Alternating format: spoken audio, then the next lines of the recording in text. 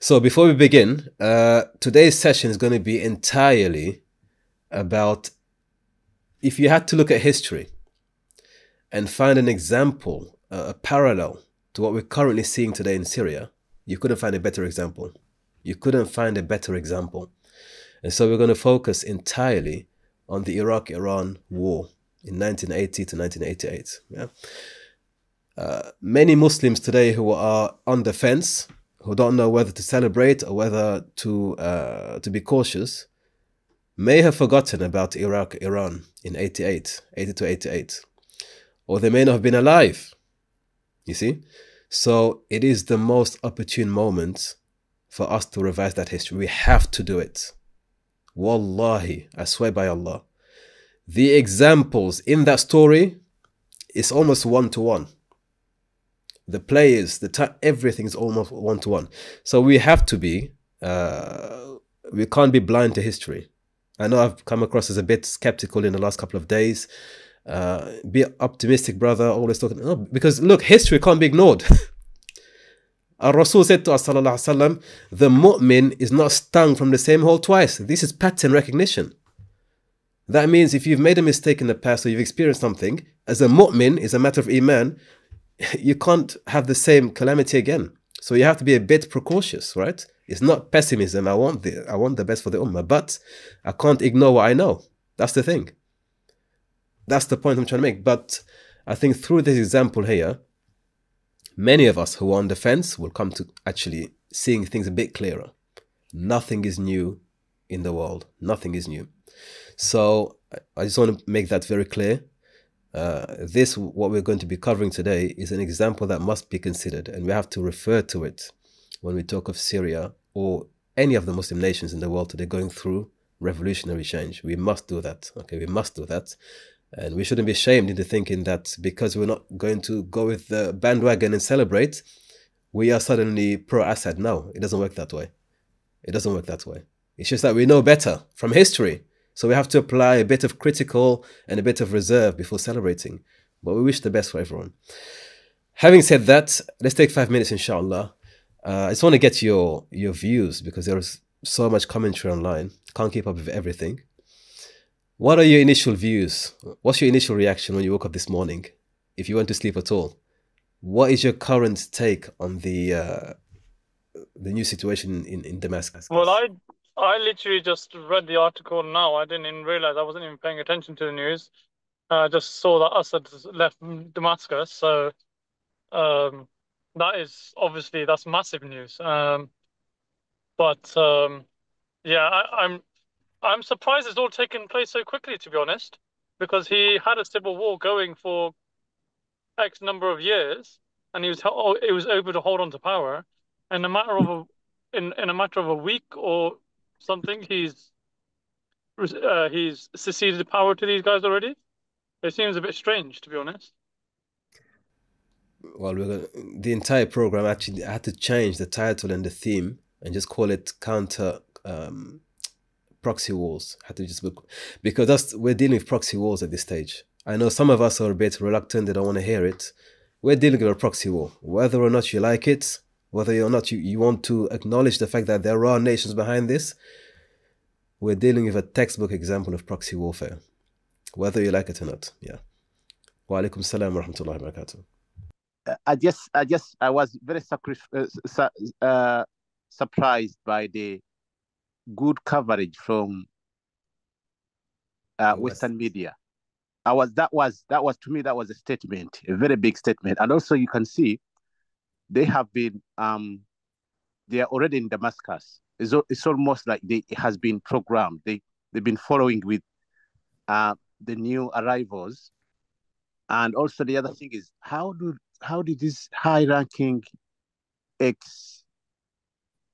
ex-ISIS guys, how did they survive when everyone was being destroyed? How did they survive really up to this day in that chaos in that region? How have they survived? It's very, very strange. I have a lot of questions that I don't understand. And the response from the neighboring countries like Israel and Lebanon and other countries, their responses is very confusing. It's also very telling. So I don't know. I'm not saying anything, but I'm just saying I'm very suspicious of the new regime. I cannot see how they can manage that volatile situation in at this moment. These are people who don't have any experience. They have not been in power. Yes, they have tried now because they are saying don't they are talking about reconciling with all the parties and not destroying properties and all of that. But to this brother's statements too, that I'm surprised too about the media. Like even conservative Muslim hating channels don't even label these guys as terrorists, like Sky News Australia, Fox News in the USA. So it's interesting. And it's also interesting how now the other side, the left, who were supporting Palestine are now calling these people terrorists, while the ones calling Hamas terrorists are saying rebels, resistance. So it's kind of flipped. So I think we gotta be suspicious about that too. And it's very difficult to for any of these guys to survive in that region at this moment when everyone is being knocked down. And how have they survived? How is this guy who has a bounty on his head survived to become who he is now? It's very disturbing. But you see, we the Sunnis, I don't know, we're very I don't want to say anything controversial. We're very, very interested in the hatred for Shias that we have dug our own graves, and this is very strange. It's really very strange. Can I just add to that? I think it's Afghanistan all over again. That's exactly what I was thinking. So you know how these small factions have come together, they're united for one cause. That was the same with the Taliban. They had different tribes. When the invaders come in, they united, but as soon as they got power, you started to notice the friction between the tribal groups. You know, oh no, someone from my tribe should be in that leadership position. And even now, I know what my dad's friends he's in Afghanistan, and he gives us a bit of insight that they're running the government, but you still feel the tensions between the different tribal groups. And with the case of Syria, you got HTS and you got all the other faction of groups. You've got the Kurds in the north who are Marxists. I don't even talk about Muslim groups amongst the Marxists. And then you have an Islamist, you can call it Sharia, an Islamist kind of group. There are Kurds, but what I mean is there's a group specifically that is Kurd Marxist. I know there are Kurds who are Muslims, but there is a group, an entity. Many Syrians didn't like the regime of Assad. They see him as a genocidal maniac. He's killed his own people. And many Syrians are relieved that he's been removed. But then at the same time, these people they see who have freed them from their liberation, they've been receiving support from CIA and Mossad, allegedly. And if that is the case, wherever they're involved, there's always trouble. So it's a sticky one. I think it's even the other indicators are that a country that has been bombing its neighbors slowed down and only does things that are strategic and are going to be useful to this takeover. You see, everything that has been done by Israel recently is to benefit this group. Personally, when I see like Hafiz al-Assad statues are being toppled, that's Saddam, Iraq, we just reflect. And I was like, as like, very young, I wasn't there. I was like, I really hope Syrian people does not make the same mistake with Iraqi. Exactly. I was like, and I don't want to see another Afghanistan. And I've been following Syria from 2015 since I'm an American. And Jolani is, I can describe him as Ahmed Massoud from the Northern Alliance in Afghanistan. Because they're known for fighting each other, Like for example, they destroyed the Ahrar al-Shams, one of the most, I would say, normal groups. They destroyed him. And then Idlib itself is in a civil war from 2015 to 17. Like they're just slaughtering each other. So my thing is, At one point, al-Qaeda was considered the moderates, the mediators. They were the guys people were banking on, the West was banking on them to stop the others. And one thing we don't realize, Jelani is hand-to-hand working with Daesh. Like, he was sending 8 million a month, I mean, literally month or a couple months. And then when Baghdadi was like, without letting basically Jelani know they invaded Syria, when they come in, we might see the video where like basically the tanks, they were playing around the ISIS, and Jelani was like, why are you in my house? Then then they split. The civil war start, and the next month Jelani is like, oh yeah, I did back to Al-Qaeda now. That's what happened. And then you take out Al-Qaeda later on because he took out. Listen, it's a messy situation, and we can't just blind ourselves. We can't be so willfully blinded to say, oh, it's all good, just have husnul dhan. Husnul dhan comes once you've actually, something has to be clear first. You don't just say husnul dhan. You have to have a bit of reserve. So I think you mentioned in the Telegram that you thought, like you said that when Morsi came to power in Egypt, yeah, I actually cried because I was so happy. I was so like ecstatic, over the moon. The next couple of weeks, my heart broke. Do you know why? All the groups around, I won't mention names, but there were groups around the world and in Egypt who were supposed to be happy for a Muslim person getting to power, and they were the first people to denounce him and to attack the organization, to attack his presidency. So the unity that I thought was always there, it came tumbling down. Because, listen, it's politics at the end of the day. It's still politics. And people have political bias. So it's not that we have won together as a team. It's like, oh, my team is a bit, or because it's my team, I'm going to be favorable to it, regardless. So the political bias is still going to be there. Don't think just because a Muslim is in power, we all come together, kumbaya. No. There are still people who have political, you could say, preferences, and they will endorse without any regret their political peer. And there are those who don't have the same political preference, and they will attack regardless of what he's doing good. They'll attack. So these things, when you hear people giving commentary, you need to know their political preference. That's what I'm saying. If their political preference is aligned to this group, they'll continue endorsing it regardless. And if it's against the group, they will not acknowledge anything good in it, regardless. If you only find one perspective being pushed always, and people are very emotional about it, I don't want to say too much behind the scenes, but certain platforms, and they're doing good work, they are very much aligned in one direction. You only have to look at the interviewees they bring along to give commentary. So it can skewer perspectives. That's what I'm saying. Listen to everybody. Listen to everybody. Don't just listen to one channel or one platform, because I want to add is like if you actually study classical the stories of Qiyamah, Sufyani is a notorious hater of Ahlul Bayt, to a point wherever a little connections he has a doubts about Ahlul Bayt, he will immediately gonna kill them. And the story keep going and say that to a point where Ahlul Bayt will run to Turkey, like basically the modern Turkey, they will run to the Constantinople, and the Turk will take them in. Basically, even the Najd, there's going to be another Dajjal, meaning Dajjal's going to come out. They're going to kick them out because they were fear of Sufyani. Sufyani will hunt the Ahlul Bayt, regardless of whatever they do. And they say is that the Turk, before that story, there's going to be battles between the Romans and the Turk will lose it. They will lose the power, and they will hand over the Ahlul Bayt to the Sufyani, and they're going to slaughter them in front of people. So that's you like... You need to keep in mind when they say Turk, that doesn't mean modern day Turkey. Because the Turk then were called, the people from Mongolia and them regions. They're the real Turks.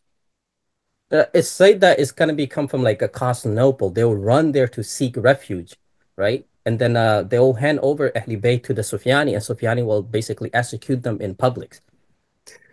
Listen, the whole thing, I think we reached the point, the hadith that when Sham is compromised, the Ummah, we're reaching that stage, quite frankly, The fact that Sufyan is trending, right? The term Sufyan is trending now because Allah knows best. But really my question is, Ustad, who's a chess master in this game? Because politics is like a game of chess. Someone's there thinking 5 steps ahead. We're gonna get And there, the way I've listened to quite a few geopolitical aspects of this, and at the end of it, Hezbollah is going to suffer because Iran is getting weapons to Lebanon via Syria, via the main routes. But if that's in the hands of the rebels, if they cut that off, Hezbollah's left to dry now.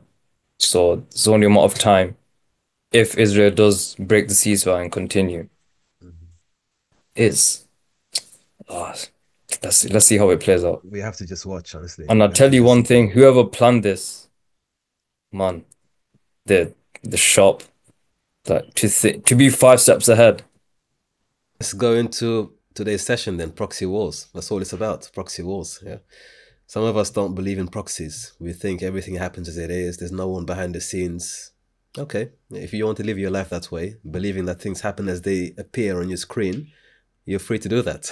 But history has told us time and time again, it's never as it appears. Yeah? There's always someone behind pulling strings. Sister Amina. Assalamu alaikum. So you mentioned that the name Sufyani was trending now. So is it right for us as Muslims to kind of jump to conclusions when it comes to these sorts of things that are mentioned in hadith? Obviously it's going to happen at some point, that is the whole point, but because it's happened so many times before where things have happened in history and people have, you know, sort of jumped to names and like things, that doesn't seem like the right thing to be doing. But I mean, what do you think? Every century, every qarn, every generation has always, if you look at the writings of even in the 3rd century, scholars have always ascribed to their generation, this is the time, everything's appeared. Everyone does that. Because it appears always as if we are the culmination of everything. So even the Sahaba were afraid that Dajjal was amongst them. Imagine that. Al-Rasul in his lifetime wasn't sure whether Ibn al-Musayyib was at Dajjal. So every generation has always said it's us, it's us, it's us. It's natural. However, I'll give you a bit of a hint. Dajjal will appear when the khutbah and the khatib and the imams will no longer talk of Dajjal. One of the signs of Dajjal coming is when people stop talking about him. So if you don't want Sufyan to arrive, let's talk about him. Because when we stop talking about him, that's when he's going to come. Okay? It's a sign of being vigilant and being aware that we come up with these stories time and time again. Because when we forget about this and we're heedless, that's the time when these things appear to us. That's the time when things appear to us. We should talk about this. I know that most of the stories around Sufyani, many of them, are not admitted into the hadith corpus because it's not authentic. Regardless, there is still benefit because the things mentioned, there's correlative cause to believe that, okay, there is something here. It's just too much. It's not a coincidence. These things that were written centuries ago. Right? So there is still a value there, a correlative cause to be concerned with. So we should certainly, and we are Muslims, we don't look at the things the way others see them. We see the ظاهر and the batin. We consider the visual, what's apparent to us, but also what is not apparent to us. We have a connection to that side as well. So our analysis has to include these things. You know, I have never given credence to the Sufyani story because the Umayyad kingdom, for example, ends with Sufyani, by the way, next week. He is their kind of Mahdi figure in the end times. But considering Sham, considering what we're seeing today, especially Constantinople, the role, you have to be really very skeptical to dismiss all of this, honestly. There's a level where you have to say to yourself, listen, it wasn't written yesterday or last year. This was written centuries ago. And what we're seeing, even somebody said, look, Sufyani, when I first heard it, I was like, subhanAllah, Sufyani Jolani. There's a bit of a correlative thing there. Don't take anything for granted, that's what I'm saying. Nothing should be taken for granted here. Take nothing for granted. Because the moment you take it for granted, that's when things strike you by surprise. You are taken by surprise. Nothing taken for granted. Allahu A'lam, at the end of the day, we may not be the last generation. We may be another 200 years from now.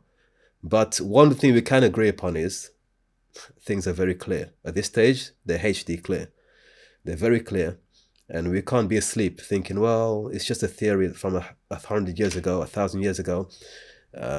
We have to be awake, vigilant, and just be aware. Don't be ghafil, thinking, oh, it's just happening today. Nothing spectacular. Because we're living in very interesting times right now. We are. So, barakallahu feekum. All right, a few more questions. Subhanallah, let's go. 2 more questions and let's move on, inshallah. 2 more questions. Can I ask one small question, Ustad? Like, can you answer simply between the Muslim commentary and the Axis of Resistance commentary, which one leans slightly more to reality? It depends. I think within the Muslim space, there's a wide variety. There's a spectrum of opinions. It's very rich, actually. I noticed they try to use so much evidence to prove Assad is with Israel. They have the same rhetoric, most of them. We will find out, inshallah. We'll find out today, yeah? Because I think one of the cognitive dissonance issues we have, we are not able, when I say we, I mean the general public, everyone. I'm not targeting anyone, I said just generally. We don't necessarily have, we don't keep it in mind that it is possible for the Americans and their allies to side with 2 parties at the same time. We consider it's almost impossible. Oh, they have to take one side. No. They've always taken both sides and then waited for the winner to endorse them publicly. So it is possible he is helping through Israel. And Israel, by the way, has always worked with America when there's a problem in the region to undermine Arab nations. They've always worked together, and we're going to see it in the Iraq-Iran situation, which is impossible. You'd think, how is it possible? Iraq-Iran fighting, Israel is involved. They were in the mix, working with America to support Iran, imagine, of all places. So it's never just checkers, it's always 3D chess. They're willing to work with anybody that they find is going to be beneficial for their cause at the end. So when you're lining up the suspects, don't ever cross this person out as impossible. Everybody is a culprit, is a suspect in this investigation. Don't rule anybody out or anything out. Politics is very dirty. It's extremely dirty. Yeah? And again, that's why I think this topic is extremely important, because it's an amazing template and formula for what's happening in the Middle East. It's the greatest war in the 20th century that we've had in the entire world, believe it or not. Iraq-Iran war is the greatest, longest lasting war in the 20th century. So what we learn from that example, we can apply to almost every example in the Middle East. It's important. Once you understand the Iraq-Iran war, you will understand the dynamics and the levers being pulled for every other war. Wallahi, you get a good understanding, a good ground for understanding the rest of it. So it's very important. And I think, inshallah, we will, time permitting, cover all of the amazing insights. And it is really jaw-dropping stuff. By the end of it, you're going to be like, subhanallah, like, really? Really? Really? Yeah, really. And even more than that, because what we do know is only a fraction of what the American agencies, Mossad, and the other Mukhabarat agencies have released. They've declassified. There's a lot more behind the scenes. There are people who have died with information. So I never take political issues for granted. It's always a lot worse than you actually find out about. It's always more sinister, more convoluted, more evil and wicked than you will ever conceive of from the beginning. So when people say, oh, I don't think it's possible that these people are working with Israel, that's because you have a good opinion of politicians and political establishments. I don't have that opinion. And the history speaks for itself. Right, Bismillah. So let me share my screen. I agree that the US is playing both sides, basically, in this situation. Why wouldn't they? Why wouldn't they? Why wouldn't they? Why not? And they're using the Turkey as the dark horse to actually play the chess pieces for them. Yeah, why wouldn't they? I think we have this opinion. It's too high, a high opinion of America. Why wouldn't they? Why not? If you can, why not? You know, and I've seen analysts from the Israeli side saying, well, maybe we should start working with HTS. Literally saying maybe we should start working with them. They've won the battle now, at least in that area. Pick the win. If you can't beat them, join them. And I think with with the, as I said in the group, it's ironic, isn't it? Because during the downfall of the Ottoman Empire, the Syrians, because there was a lot of Christians there as well. Michel Aflaq was Syrian, for example. They were amongst the most ardent adversaries to the Ottomans. People always focus about the Hijaz and Banu Hashim, but Syria was a very, very key area for resistance. So it's ironic that the Syrians have sought shelter with the Ottomans, effectively, right? And now the Ottomans, in exchange for that, want to basically colonize again, annex a part of Syria. Let's just get back to what it was, right? It's like you're a divorced couple and you're seeing each other. Just get back to married life instead of playing around. It's ironic that they've come back to seek shelter in what used to be the seat of Ottoman Empire. And what used to be the Sultan position, today's Erdogan, is one of the most, he actually has an army in Syria, has had an army in Syria for a long time. And he's one of the key chessboard movers, players.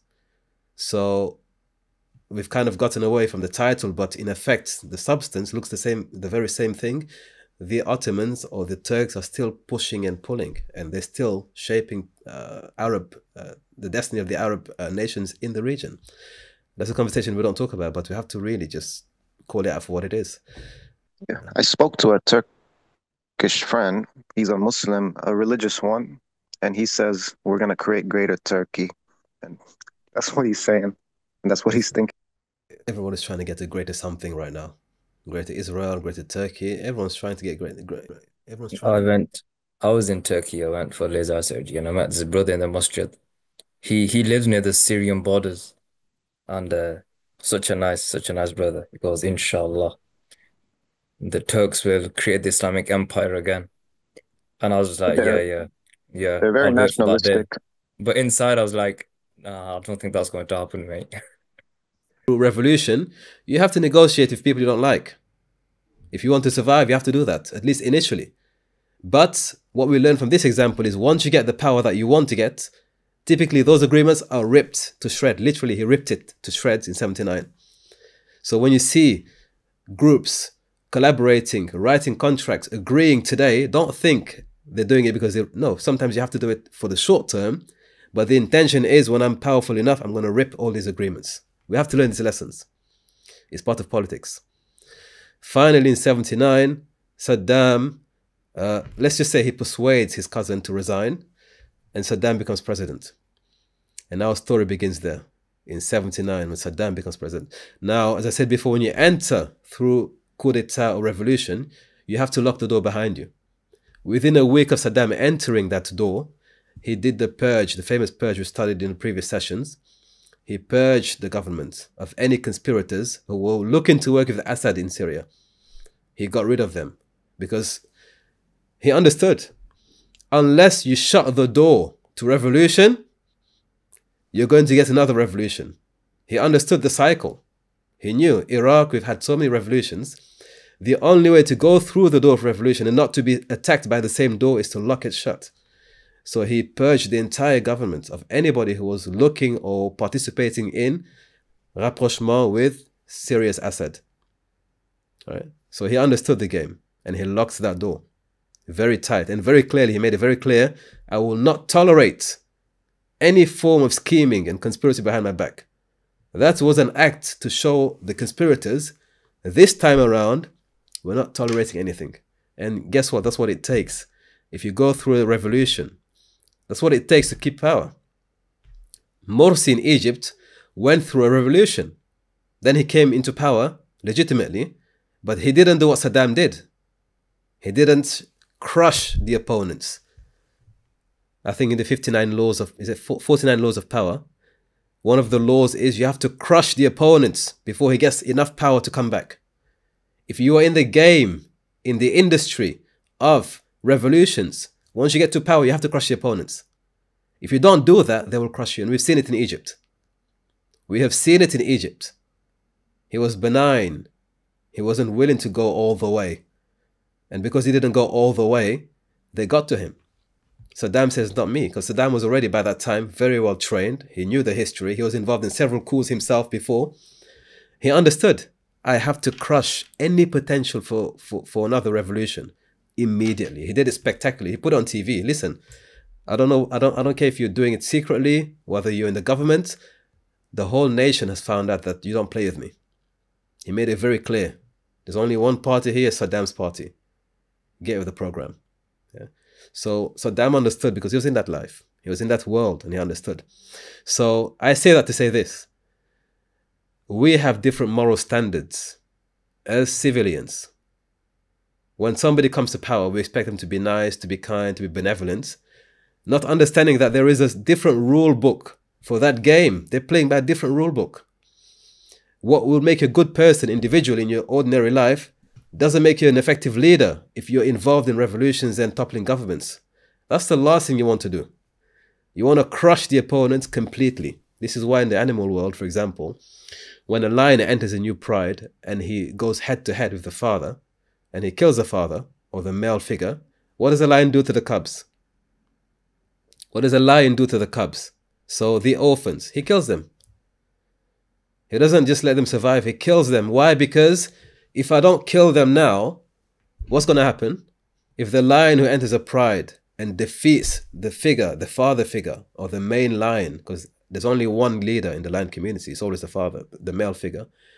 If you kill that figure and he has children left, the only solution in the animal world is to kill the children. Why? Because the same way I killed their father, by nature, it's in them, they're going to devour me and kill me later on when they're strong enough.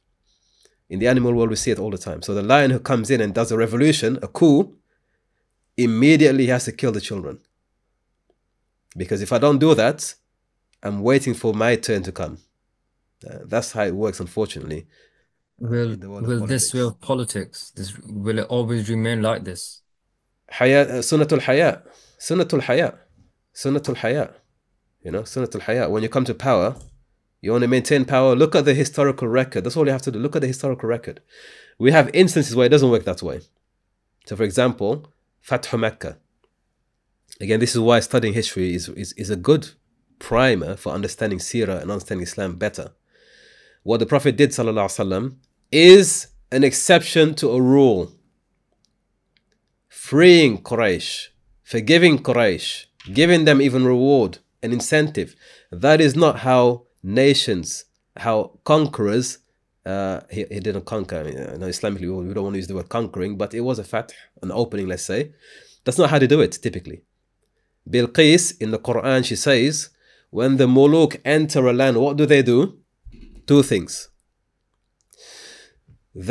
First of all, they take those in power, they eliminate that class. You have to eliminate competition immediately. She says you have to kill off the top brass. You have to do it. She understood she was an empress. When the king enters, you have to kill top brass. And then you have to change the social fabric. Right? And in this case, it's fasad. They spread fasad, division, sedition, so that no one faction or two factions are strong enough to attack you. You divide and conquer. Sunnatul Haya. It's just the way it is. So we don't judge these things based on our moral integrity and our moral standards as individuals. It's a different ball game altogether. And if you think someone's going to be able to manage an entire nation full of different pockets and factions based purely on goodwill, you haven't been keeping up with the program.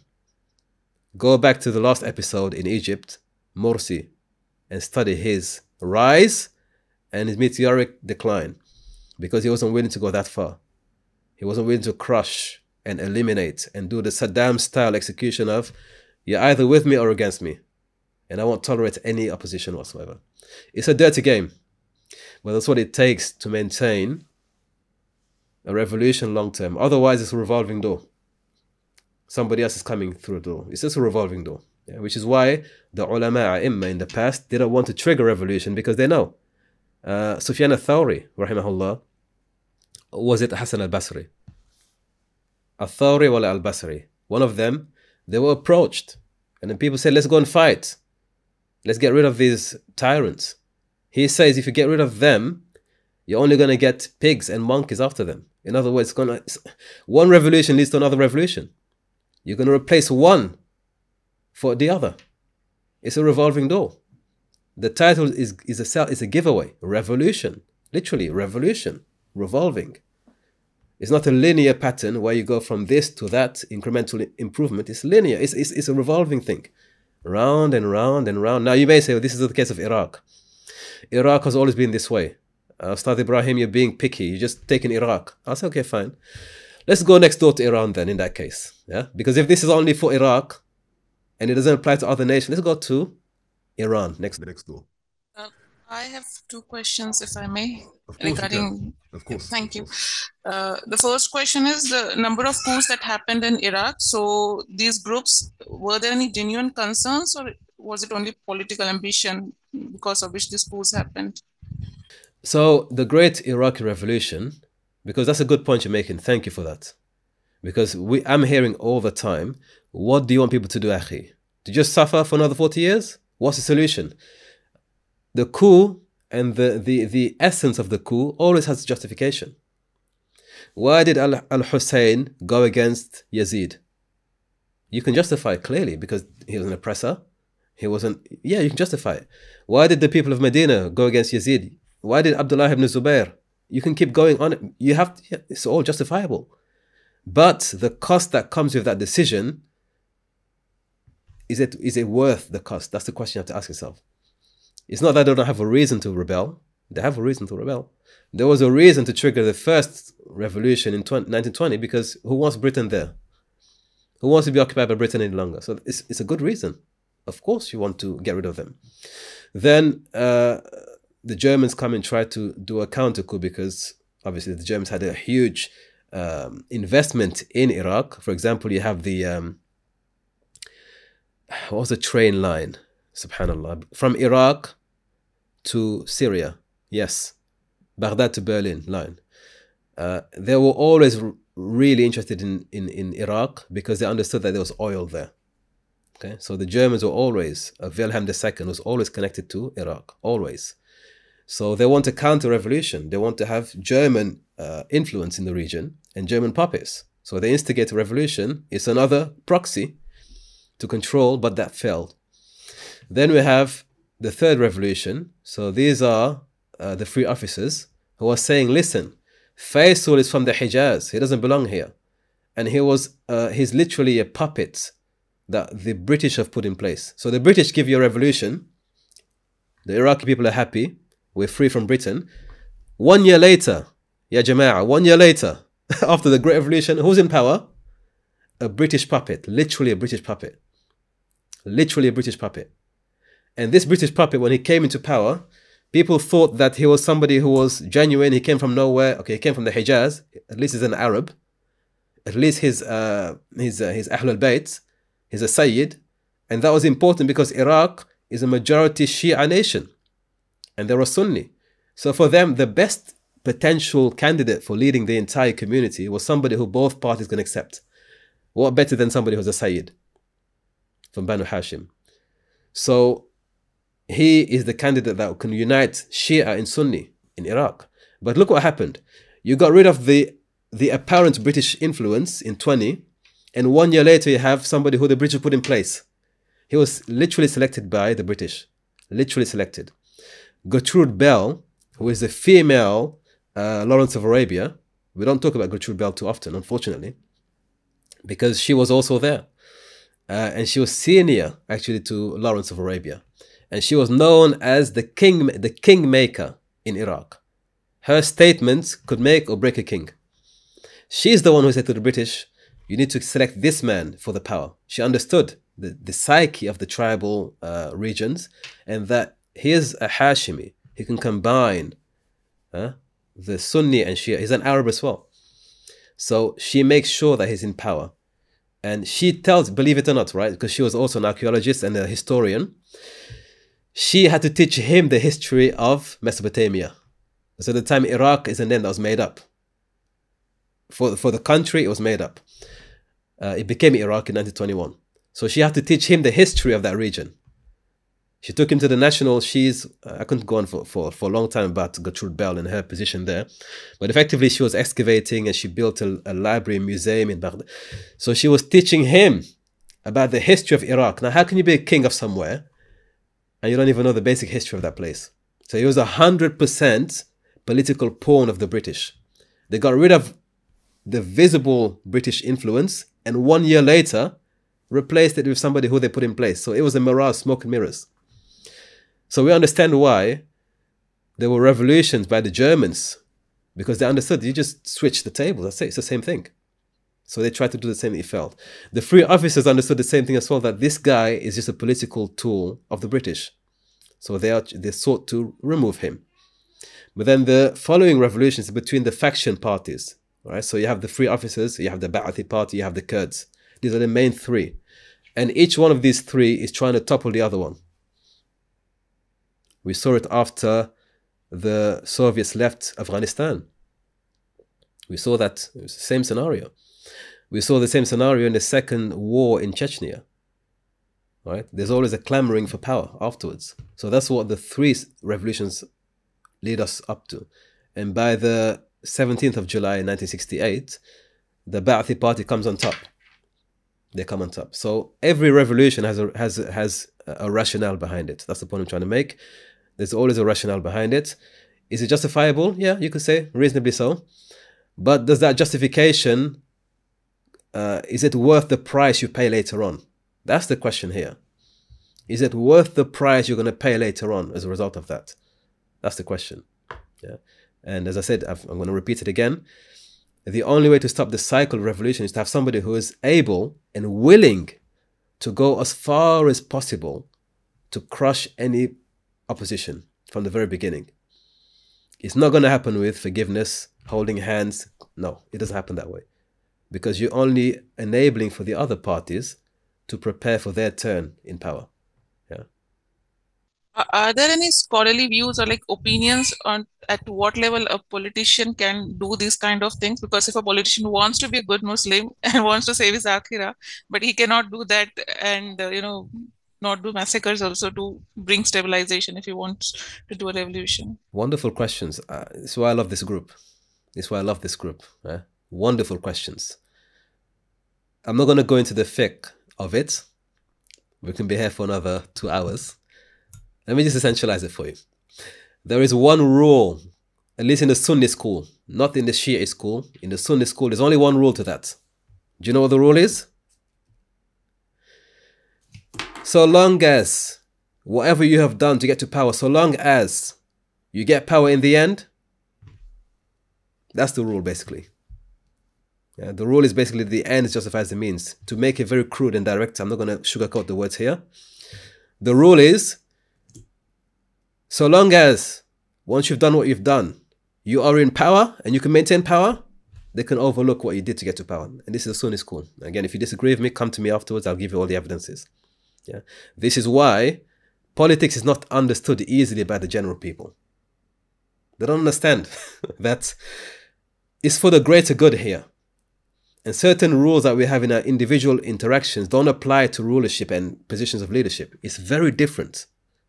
So for example, when Al-Hassan radiallahu anhu, he abdicates in favor of Muawiyah radiallahu anhu, the community, the entire community said, Alhamdulillah. It was called Aamu Jama'ah, the year of congregation and unification. Despite we know it was an ideal situation for Al-Hassan, but regardless all of that, the entire Muslim community agreed, Alhamdulillah, because at least we have one person who has power.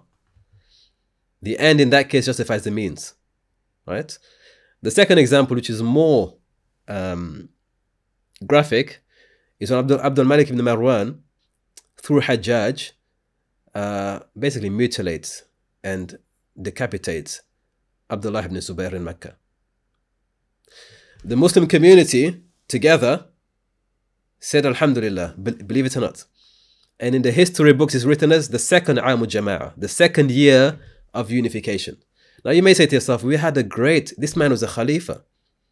Abdullah ibn Zubayr was the Khalifa. Abdul Malik in this case was the one who went against him, made khuruj against him. Abdullah ibn Zubayr was a righteous man. And you can go on and on and on and on. Why are we celebrating? Because listen, at that level of power, we want the greater benefit for everyone. And so long as we know Mecca was besieged.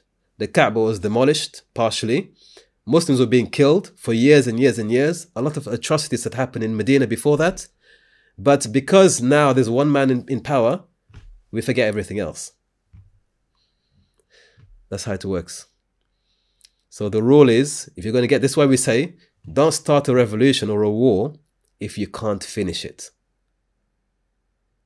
Because if you finish it, if you finish the revolution or the war, and you have power that you can maintain, all the scholars will come behind you. Actually, I heard recently from a quite influential, he said, listen, if they come to power and they can maintain power, what can we say? Alhamdulillah, go ahead and do it. Because they understand, listen, it's not about how he did it necessarily, and the cost of what he did is, in the end, did you deliver? And there are many examples in it. I've only given you in the first century. There are many examples later on where this happens, that once, despite the bloodbath that you may have had to commit against other Muslims, the rape and the pillaging and everything else you've done, the house of Allah subhanahu wa ta'ala being targeted and being bombarded, we can forgive all of that if you have power at the end of the day. Yeah. It's a different world. I disagree. If that's the consensus and that's what they say, but no, I mean, disagreement, I'm not saying is virtuous. Let's be very clear. I'm not saying to you, brother, this is great, it's virtuous. I'm saying to you, that's the reality. Yeah. Go and look at Ibn Khaldun. What does he say about Al-Hassan, Al-Hussein, and Karbala? Go and read what he says. Go and read, for example, Hujjatul Islam, Al-Ghazali, concerning Yazid. Go and read Al-Ghazali concerning Yazid. Go and read the scholars. The only exception here would be As-Suyuti and Imam Ahmed. Read the rest and see what they say about Yazid and what happened to Al-Hussein and what they say about Abdul Malik and what happened to Abdullah ibn Zubair. Go and read. Yeah, it's a different level. We're not saying virtue. It's not virtuous. There's a different parameter, a different measure when it comes to that level of engagement. Yeah. And we may not understand it because, again, we are looking at individual interaction in society as ordinary Muslims. Yeah, we shouldn't kill. Have you ever thought about this? For any group in Syria right now to be in power, how many Muslim women were raped? How many Muslim men who pray, who have beards, who say La ilaha illallah were killed? How many children were killed inadvertently or made orphan in the process? How much blood had to flow for them to be where they are today? Have you thought about that? Actually, there was a brother who was actually tortured to death by HTS jail, where Bilal Abdul-Karim was talking about. But because of their winnings, the Ummah have forget that atrocity. Thank you. That's it. But on an individual level, as an individual citizen and civilian, if I said to you, that man Abdullah or that man Zubair or that man Ahmed has murdered a Muslim brother in a masjid last week, can you overlook that? Or that man Abdullah, he violated a sister last month or last year.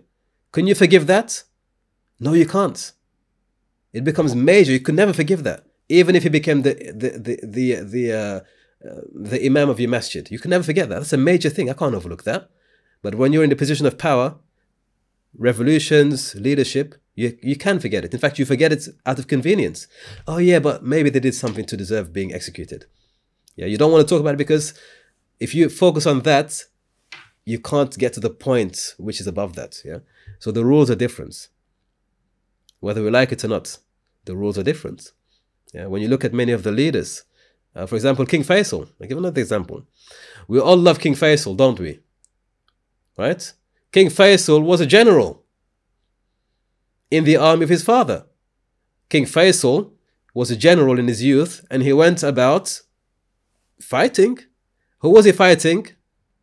Other Muslims. Do you think it likely that he killed another Muslim with his hands? I think it's highly unlikely to believe that he never killed anyone or wasn't given orders to kill other Muslims. When we remember him today, we remember him as a good man. And rightfully so, because at that level where he was, he is a good man. But if you consider that he may have murdered other Muslims, he may have seen atrocities, he may have ordered. That's what it takes to be in power. It's like they say two Muslims should, if the two Muslims arguing, a third one should come and do salah between them. Yeah, and if you don't agree, then two of them should side and fight the one that's oppressing until they stop the oppression. This is wonderful. Again, wonderful. In the Quran, Allah is very clear. Man qatala mu'mina muta'ammidan. Whoever kills a mu'min on purpose, what is Allah giving that person as a reward? Jahannam forever. And Allah is ghadib alayh, is angry with him. This is between one individual to another. Allah says, whoever kills a believing soul on purpose, Jahannam forever, I am angry with you, you're going to be punished. Severe words. But in Surah Hujurat, Barakallahu Fikum. The Surah of Adab, by the way, Hujurat. It's called the Surah of Adab, how to have good manners. If there are two believing groups that fight, فَأَصْلِحُوا بَيْنَ أَخَوَيْكُمْ, then make sulh between your brothers. One ayah says in another chapter, if one man kills another man on purpose, the killer is in Jahannam forever. Allah is angry with him, no forgiveness, punishment. In the other surah, we're being told if two groups of mu'mineen, Allah didn't say if a kafir group and a mu'min, He said two groups of mu'mineen fight one another. فَأَصْلِحُوا, reconcile, بَيْنَ أَخَوَيْكُمْ, between your brothers. What changed? No takfir is made of one or the other group, and they're killing one another. Allah says they're still believers, and they're still your brothers. Yeah? It's different when you're in that level of in warfare, and you have that level. It's different to individual cases. It's different. Yeah, you can't reconcile it. Yeah. That makes, when Hazrat Ali Karamallahu Wajhu approached, when he had to go and fight the Khawarij, and he approached some of the companions, the Sahaba Ikram, Sa'd bin Abi Waqqas refused to fight in his army because he said that he didn't want to raise a sword against anyone who read La ilaha illallah. So that there were companions who had that position that they lead. Did they lead? They would not. They took that ayat literally. My question to you is: were they commanders? Were those companions commanders of the army? No, well, this was a separate occasion. No, but again, what I'm saying is, in that instance, was he in command of the army? Well, Hazrat Ali was. He was obviously leading the army. But Sa'd bin Abi Waqqas refused to raise a sword against anyone who read La ilaha illallah. Let me put another way. It's a good question. I'm just pushing back. Between Sa'ad radiallahu anhu, who actually was a commander in other areas, so he did fight people, radiallahu anhu, and Sayyidina Ali, who has the higher maqam and daraja? Well, Ali karamallahu wajhu, of course. Okay, right. So, do you think it possible? Exactly. Thank you. Yeah. Do you think it possible that Sa'ad had more taqwa and ilm than Ali in that case? No.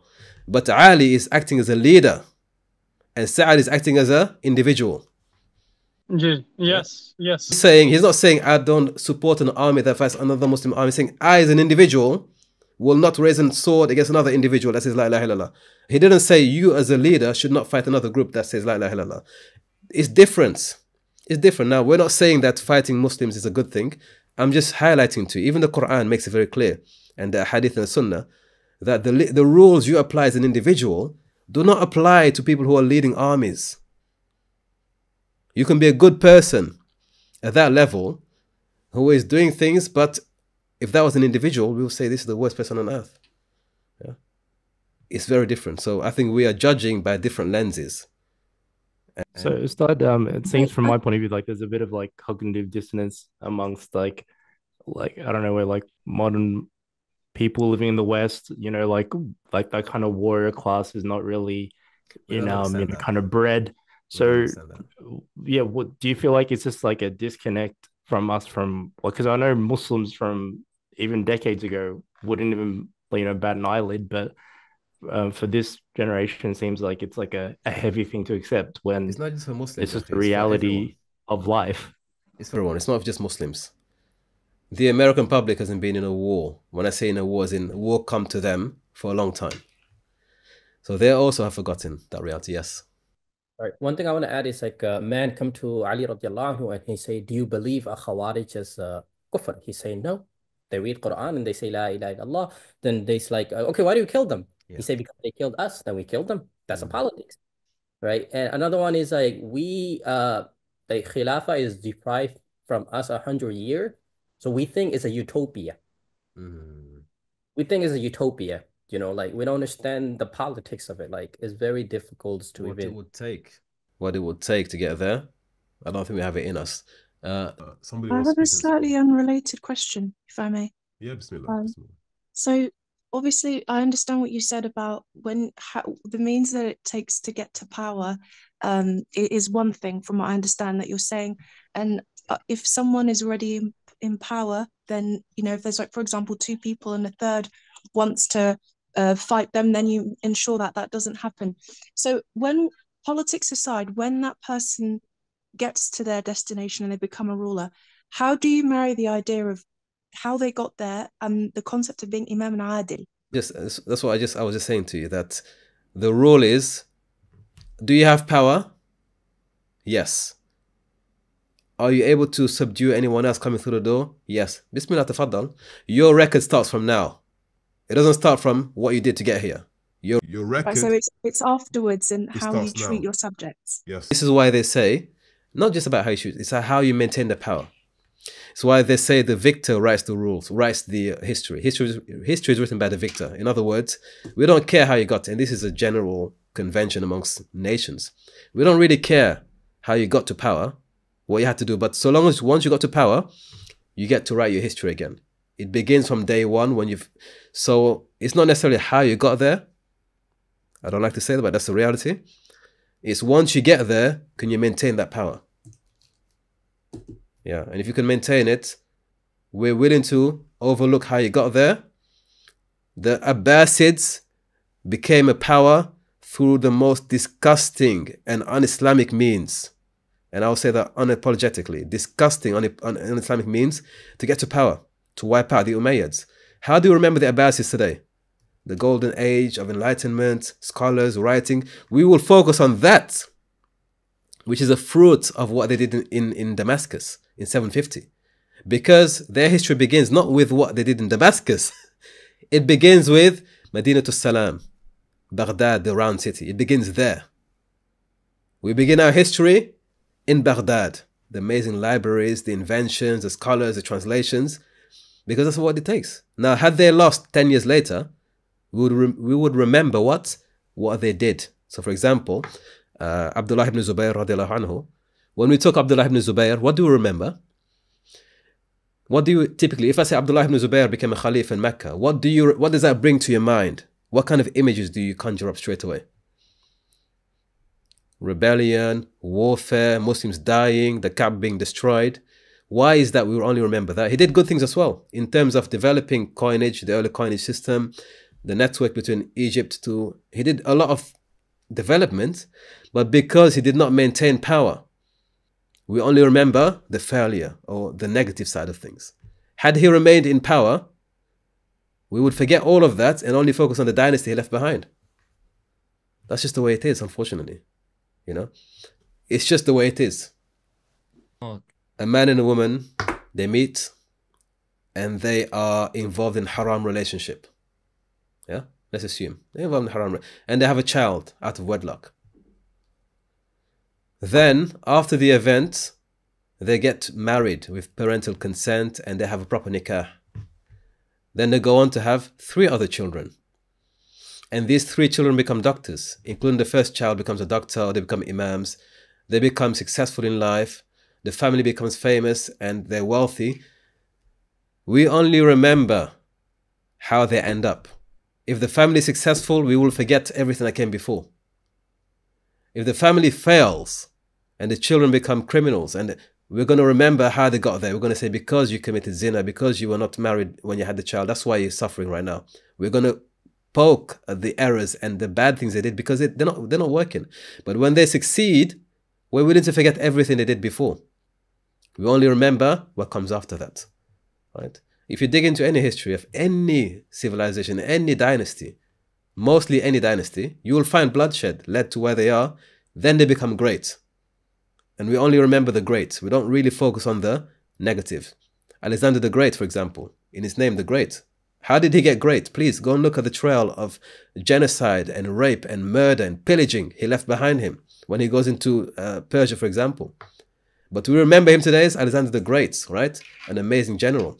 But look at the trail of blood and misery he left behind him, right? He's great because what he left behind is great. So we overlook all of that and focus on the great part. Yeah, so that's what I'm saying. With Assad now gone and his father, we're going to focus on the negative stuff. For now. For now, but yes, are we doing justice to ignore the good stuff he's done? Assad? No, this is different.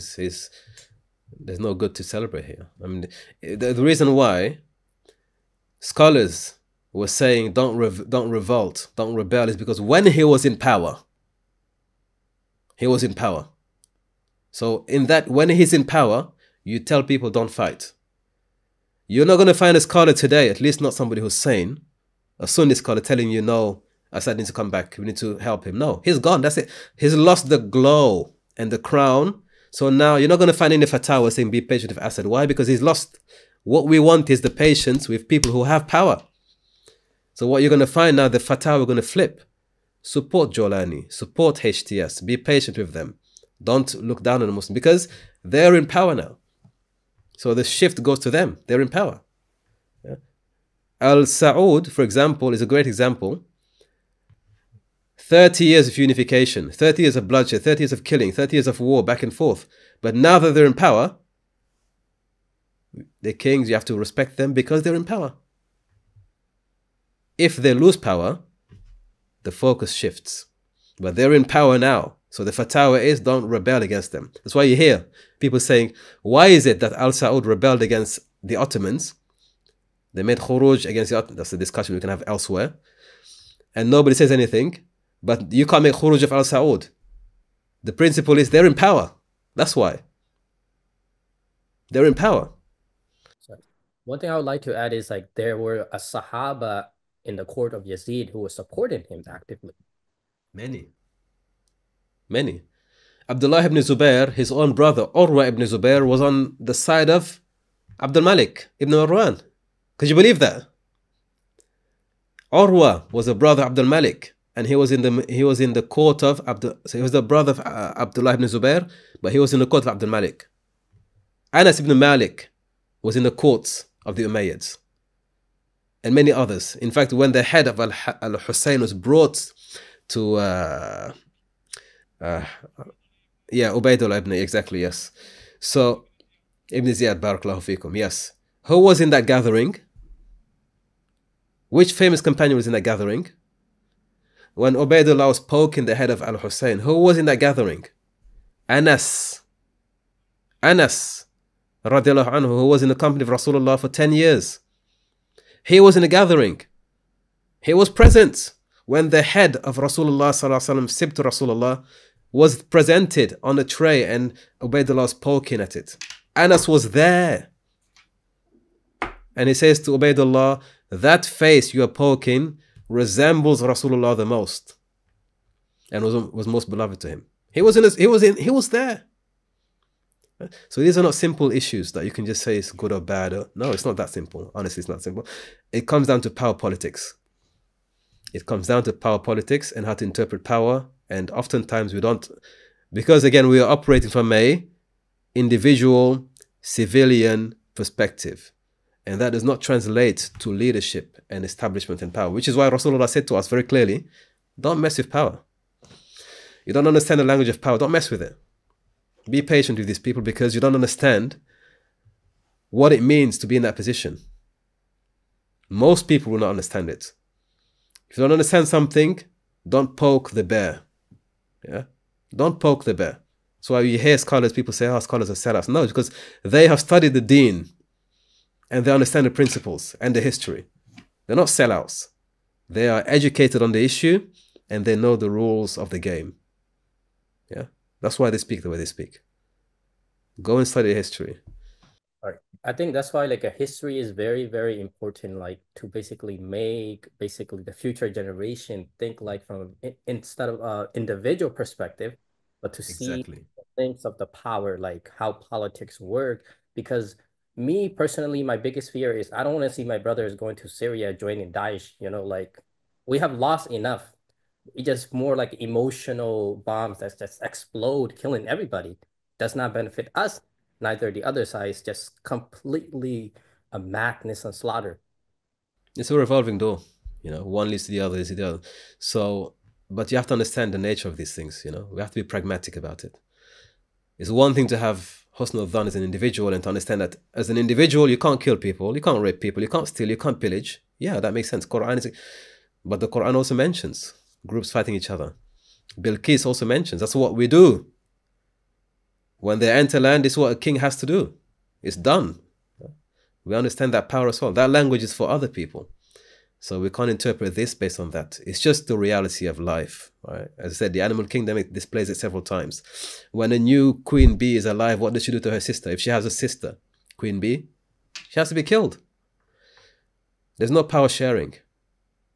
Yeah. Rasul said, sallallahu alaihi wasallam, if you have one ruler and another person contending, what do you have to do as a community?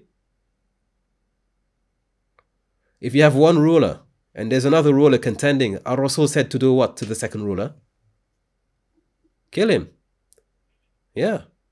It's not mentioning whether he's righteous or he's more righteous than the first one. It says no. That's not a discussion. It's not a discussion here. It's not a discussion of find out who's the most righteous amongst them, who prays the most. That's not a discussion. It's a matter of just eliminate the second guy. Even in the Quran, like Allah subhanahu wa ta'ala clearly say, when you take over, like kill their leader, you know? Where is that? Sorry, in the Quran, I didn't. So basically, no, it's talking about Kafar. No, yeah, he talks of the heads. So this isn't Surah Tawbah. Allah talks of the heads. Allah mentions specifically the heads of kufr. Because in Mecca, you had different levels. You had people who just followed the army. You had people who were being forced into the army to fight under the Quraysh, who were not convinced of fighting the Muslims. And you have just, Allah says, a'immatul kufr, the leaders of kufr. Because kufr and a kafir has various darajat. When you say somebody is a kafir, there are levels in the books of fiqh. Levels. Kufr asli. And you have a'immatul kufr, the heads of kufr. The ruling that goes for the head of kufr is different to somebody just kafir. Kafir asli, just general kafir. There are levels. Now I remember reading a book on revolutions probably about 12, 13 years ago. And that's what flipped my perspective altogether. What the early scholars spoke about, the rulings, I was like, subhanallah.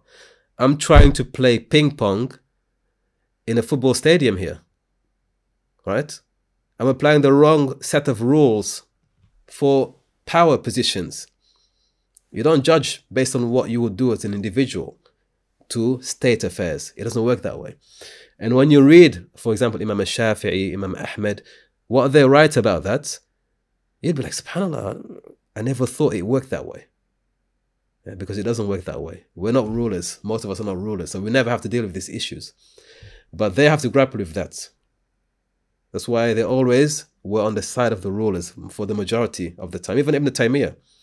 You know, in Syria, it was ruled by the Mongols, who were openly drinking alcohol, openly pillaging, raping. They were ruling by another book, other than Allah's book. Did Ibn Taymiyyah say, go and fight them, get rid of them?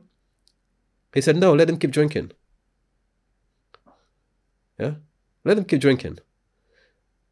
So these are things that, again, it's a lot of history. We've just covered a lot of history here, but it's not as simple as we think it to be. Just, no, there are a lot of things to consider at that level. It's very different to what you would do individually. You can't compare them. Yeah. Can I ask to continue? Because I think we don't have time, right? One question, yes, one question. Ustad, Assalamu alaikum. I was going to ask a question about, can we pass the same judgment about non-Muslim governments today operating at the greater scheme without following human rights and the same rules that we criticize when they I mean, the same rules that we're not supposed to apply to them, or can we apply the same rule to them? Nobody's playing by the rules. That's the thing. Nobody's playing, and we will see that in the Iran-Contra affair. Yeah, the only rule power respects is power. That's it. Yeah, the only rule nations respect. For example, the current situation here. If HTS becomes successful, you're going to find America and Russia and even potentially Israel coming to terms with them and endorsing them. You're going to find that because they only respect one thing, which is power. So the concept of international law, the sovereignty, it's a facade. It's a facade. Yeah. Look at Saddam's trial when they captured. It's on YouTube. Look at his trial. He talks about the Americans. He says, if you open the door right now, he's speaking to the judge, saying, if you open that door right now, there are Americans behind that door. Because he knows. The only time they want to apply these laws is when they want to take you down. That's it. The only time they want to apply the laws to you is when they want to take you down. That's it. Otherwise, the laws would be applied. Look at Bibi, for example. Does he not have a criminal court ICC? But they're not going to apply it to him, are they? No. Unless and until he's completely removed from power, then they're going to apply it to him. Yeah. Very interesting, just to comment on that, it was a very interesting statement by the American politician. He said that these rules were set up for others, not for us. Yeah, it's for the losers. Yeah, he said that it doesn't apply to us, to US, to Israel, to West. It doesn't apply to them. It's for the losers. It's for the losers, not just for the others. It's for the losers. If you lose, for example, subhanAllah, we've spent a lot of time here, but it's important. It's important. After World War I, we covered this already in the World War I section. All of the treaties were to do one thing, to punish Germany and to get them to accept the blame for the war. World War I I'm talking about. All of the treaties afterwards, which Germany had to sign, was to say you are responsible for all of this. Because it's not a matter of who was really responsible, it's a matter of you lost. So we're going to apply the laws to you. We're going to apply the rules to you. The laws are not for us, it's for the losers. That's all it is. Yeah. So if we take these laws as absolute and just and fair, again, we're not applying the proper rules. It's only for the losers. And those who participate in the game of war understand that if we lose, we know the rules apply to us then. That's why we can't lose. And we will not lose. Right? We will not lose because we know if we lose, all the rules apply to us. Don't be surprised if suddenly they come after Bashar now, suddenly, and say, oh, he broke human conventions, whatever. Don't be surprised if in a few weeks you find Bashar being taken to a criminal court of justice, whatever. He's not in power anymore. Ustaz, one more follow-up comment or question. If you're familiar with the Central Asian history, once the Mongols have come to power through the conquest of Genghis Khan, within a generation they accepted Islam. And they stayed in power all the way until the Russian Revolution. The last Emir of Bukhara was descendant of the army that came with Genghis Khan. And they never went back and condemned their ancestors. They said, we did the right thing. Not only that, I mean, you can say the same thing about Barakallahu Fikum, about the Seljuks. Yeah? The Seljuks were the saviors of Sunni Islam. But look at the full history if you want. Delve into the history. They were not saints. And the same, the Mongols, when they were, for example, in Damascus, they were still, for example, they had their own book of a codex of law from the Jahiliyyah. They applied that as well. I forget the name of it, but Ibn Taymiyyah talks about it a lot. They had their own book. Yasik, that's it. Thank you very much. Yeah. It came to the point where they were asking Ibn Taymiyyah, can we allow a kafir to rule over us if he's ruling by Sharia? Imagine that kind of question. Right? His fatwa were around that power politics. He didn't rebel against them. He fought alongside them. It's different. I mean, this is why when you just open a book, read a hadith and run to the internet, oh, this is this, you are applying the wrong principles in the wrong places. Yeah? And especially when you're attacking scholars who've studied this. They've studied it. They know the rules. Yeah, At-Tahawi's Aqidat al-Tahawiyya, it's a principle in there. We don't rebel against the leader, even if it's a fajr. The principle, the only condition there is he's a leader. If he loses power, this is a different story altogether. Maintain power, but once you lose the power, it's a different story altogether. Yeah. Also, there's no had and a sultan if you commit any crimes. That's a very known fatwa. Another one is like a fiqh is to solve like basically whatever happened in the live problems. So it just turn around back and forth, and it will fix based on the situations and conditions. These are things that the majority of us don't study and don't know. So when we look at certain things, certain statements, we consider it hypocritical, or because it's a different. I mean, it's a different chapter. We're not here for that, but I think I've covered a bit of that, inshallah. Look into it in your own time. Yeah, it's a different ball game. Is it fair to say that essentially, if anyone who wants liberal democracy to flourish in the Middle East, they're being very, very naive, because it just won't happen if an army or some other revolution is gonna put it down within like a few days. Try feeding your pet lion a vegan diet and see what happens to you. Go and get a pet lion and insist it's going to eat a vegan diet, and what happens to you in the house? Try it. It's going to devour you. Yeah? You can't force what is an instrument of power to operate on the principles of an individual to be nice and kind and considerate, because that's not how power is maintained. Look at the pattern here of revolutions, one after the other, one after the other, until eventually the most powerful and the most brutal comes into power. And they lock the door. Yeah. The praying, that's a wonderful part in Surah Taha, which actually gives us a bit of insight of what we're discussing right now.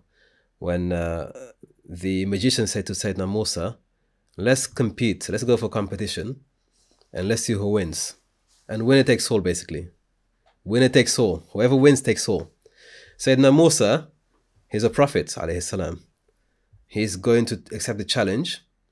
And when he sees the opposition with their sticks, many of them have superior weaponry in effect, he sees that, he is afraid. Fear strikes him. Allah says, La takhaf, don't be afraid. When Musa strikes, as Allah tells him, do what I tell you, he does so. What happens to the other sticks? They get consumed. Thank you. Barakallahu fikum. What did Musa stick? What did the snake do to the other snakes? They start eating them. Thank you. Khalas. Take the lesson from there. Whatever you want to take from that, take it. Yeah. Oh, subhanAllah. Just eliminate the competition. He ate everything. And when he did that, what did the magicians do? They prostrated. Fasajadu. Did he give them bay'ah? Did he give them a da'wah? Did he tell them, think about Allah? No, he showed power. When they saw the power, they submitted. Khalas. Yeah. Subhanallah. Yeah, they relinquished their position as opposition. They found a higher power, which they vowed there, and they said, listen, we understand the hierarchy here, we're submitting. Yeah. Sounds also reciting. I want to share something quickly, because I think it makes sense to bring in Ibn Khaldun here. Yeah.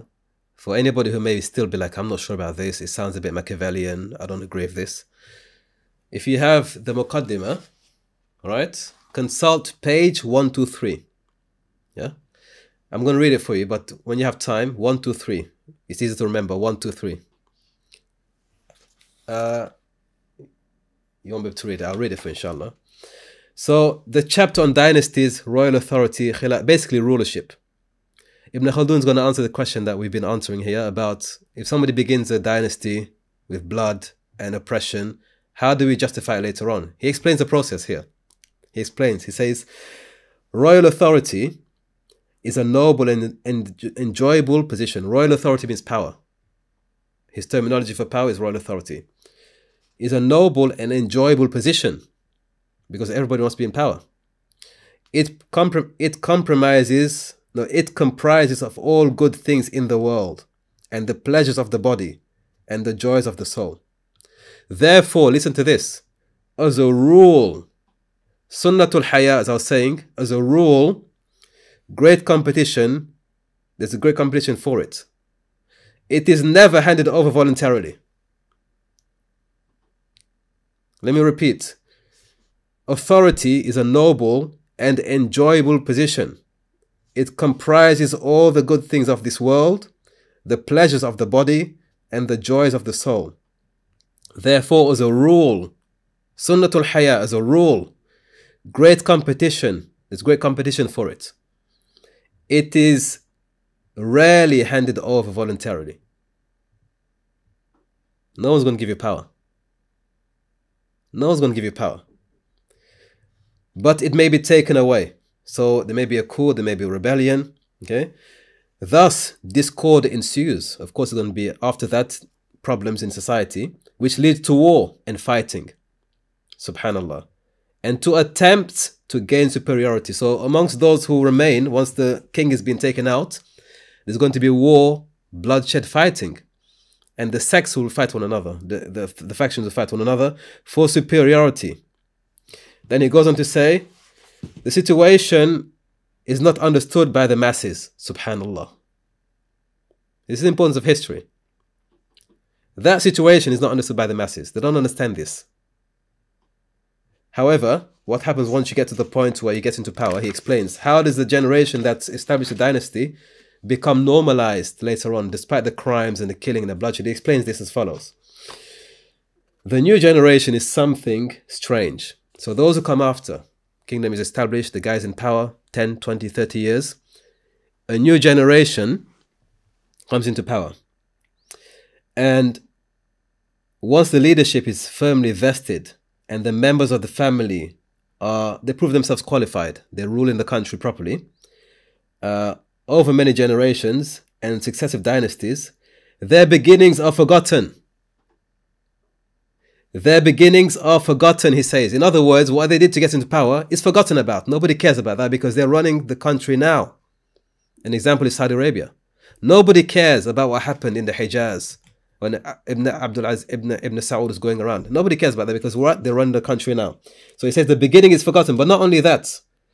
And the members of the family are marked as leaders. We accept them as leaders. It's normal now. We don't challenge their leadership because they've been in power for so long. Not only that, he goes on to say, it has become an article of faith. There are Muslims today who believe if you criticize al-Saud, something is wrong with your iman. You are deviant. Literally. It's become an article of iman for them. Ibn Khaldun says it has become an article of faith at that point. If you criticize the ruler, you have become misguided. It's been acknowledged to that point that it's become an article of faith. Not only that, he mentions, he says, it has become a firmly established article of faith that one must be subservient and submissive to them, subhanallah. This is page 124. It becomes an article of faith to be submissive and subservient to that kingdom. Then he goes on to say, people will fight with them and on their behalf as they would fight for their own article of faith. Subhanallah. They would fight for that king as if they're fighting for Allah subhanahu wa ta'ala to maintain their power. Okay? If it is as if obedience to the government were a divinely revealed book that cannot be changed or opposed. That's enough. That speaks volumes. Ibn Khaldun 123, 124. Okay? That is how you get into power, through brutal means. And once you rule and you have maybe successive rulers, we forget about how you got to power. And now the scholars and the people who say, no, if you disobey the ruler, you disobeyed Allah. Basically. They're willing to die as if it was an article of iman at that point.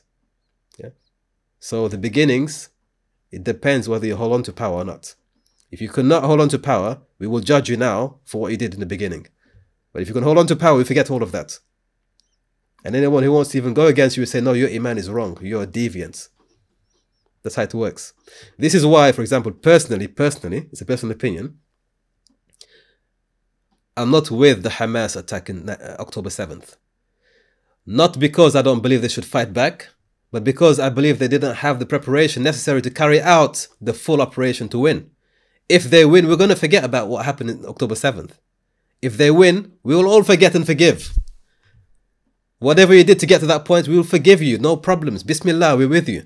But because you're not winning, we criticize because you didn't do the job properly. It's not a question of we don't believe that they were right. The question is, you start the war. If you can finish the war and maintain power, I'm sure the entire Muslim world will support you. One thing I'll argue is like they were cornered to a point where if they don't start it, they will be ever dissolved. I agree. I don't disagree. So it's not a matter of we disagree with that. I said I agree. But when it comes to power and leadership, we will only forget all of that if you win. If you win and you maintain power, we will forget everything that came before. No problem. If you're not winning, we will judge you. There are videos online in Arabic especially. I won't share, but some of the leadership clearly say, listen, we can't defend the population. There's one video, one of the Hamas representatives said in October 28th, actually 2020, 1 week later, he said, we cannot defend the people. It's for the United Nations to defend them. Wallahi. So the United Nations has to defend them. We can't defend them. Does that mean... I'm sorry to cut you off. Actually, I saw the video where one of the Hamas commander would command and they will ask, what about the people? He say these people, they just moved from... They're homeless. You know, it's not our job to defend them. Thank you. So, like, it's not our job to defend them. It's for the UN to defend them. That's what I said. It's for the UN to defend them. Yeah, I saw the video and I was actually in shock too. Yeah. And at the same time, I don't know what to say. Like, it was very clear answer. Very clear, yeah. البعض يتساءل وهذا سؤال رائج وشائع يعني من قام بتشييد 500 كيلومتر من الأنفاق لماذا لم يشيد مآوي يلجأ إليها المدنيون خلال القصف؟ نحن شيدنا الأنفاق لأنه لا نملك ما ندفع به عن أنفسنا من القتل والاستهداف. هذه الأنفاق من أجل أن نحمي أنفسنا من الطائرات، نحمي مقاتلين من الأنفاق. أما القطاع غزة فأنت تعلم والجميع يعلم بأنه 75% منه لاجئين، واللاجئين هو مسؤولية الأمم المتحدة في حمايتهم، مسؤولية الاحتلال في أن يقدم كل تبعا لاتفاقية جنيف الدولية أن يقدم لهم كل الخدمات وهم تحت الاحتلال. And that was a week later, not 1 year later, 1 week later. He said, we fight from the tunnels. And the man said, what about the people? He said, we all know that 75% are homeless in Gaza, but it's not our responsibility to defend them. It's for the United Nations to defend them. Yeah. That's why I personally say I don't agree with that, because if you're going to go into war, make sure you do the job properly. I will support you. Even if you commit atrocities on this, so long as you win, it's a crude way of saying it, but if you win and you get territory and you get power, we're going to forget about the atrocities. The same way the Israeli citizens forget about their atrocities because their government is in power. So they overlook the atrocities on their side because their government is in power. It's just the way it is. It's just the way it is. It's just the way it is. So 123, 124, Ibn Khaldun. Fantastic stuff. And I think it applies to Saudi more than anyone else, because today it's as if it was a divine revelation. It's a divine revelation. You have to support the leaders there. It's a royal authority. He mentions all types of governments, but effectively when he says royal authority, he means kingdom, he means rulership. Yeah. So that's page 123. It's chapter 3. 1 second. Chapter 3 on dynasties, royal authority, the Khilafah, government ranks, and all that goes with it. This is about actually establishing states. Yeah. He's from the very beginning he mentions it. So page 123 and page 124. Yeah. Fascinating insight. Yeah. You forgive people who are successful. That's the point. You know, that's the point. Yeah. We have to just be willing to recognize the game for what it is. And once we recognize the game and the rules of the game, we're less susceptible to being taken advantage of. But we look at the world through innocent eyes because we are good people. That's not how we do business. We don't operate that way. But that doesn't mean that others don't do it. That's the problem. Yeah. We don't do it doesn't mean they won't do it. They're more than happy to do it. They have no problem doing it. Madeleine Albright, following the starvation and effectively killing 500,000 children in Iraq following the Gulf War and the subsequent economic sanctions that America placed on Iraq. They asked her, If you had to go back in time, knowing what you know today of 500,000 children who died out of these sanctions, would you do it again? Her answer was what? We have heard that 500,000 children have died. I mean, that's more children than died in Hiroshima. And you know, is the price worth it? I think this is a very hard choice, but we think the price is worth it. Iraq's military threat to its neighbors is greatly diminished. Most of its missiles have been destroyed. Iraq's behavior and intentions must change before our policies can change. Otherwise, we will allow the scorpion that bit us once to bite us again. To those who ask how long our determination will last, how long we will oppose Iraqi intransigence, how long we will insist that the international community's standards be met, our answer is as long as it takes. Madeleine Albright, very famous quote. Nothing is they're not ashamed, they're not regretful. It's just the way the game is being played. That's how we play the game. If you want to play the game according to our rules, that's up to you. If you don't want to play, it's up to you. But it's being played that way. That's how the game is being played. Yeah. America was willing to go and raid Saudi Arabia and basically invade it in 75, 76, when King Faisal, rahimahullah, imposed or spearheaded the Arab oil embargo. They were willing to invade Saudi Arabia and they had plans to do it. How funny that 2 decades later, that same army is coming to Saudi Arabia, going to defend you from Saddam. Subhanallah, look at the irony. How are you going to defend somebody else invading Saudi Arabia when you are the ones planning to invade Saudi Arabia in the first place? Yeah. So it's only depending on where the interests lie and which day of the week it is for them, basically. We just need to be aware, just be awake and not be diluted in thinking that no, it can never happen to us. We trust the brothers or they look sincere. Look at the bigger picture. Look at the bigger picture.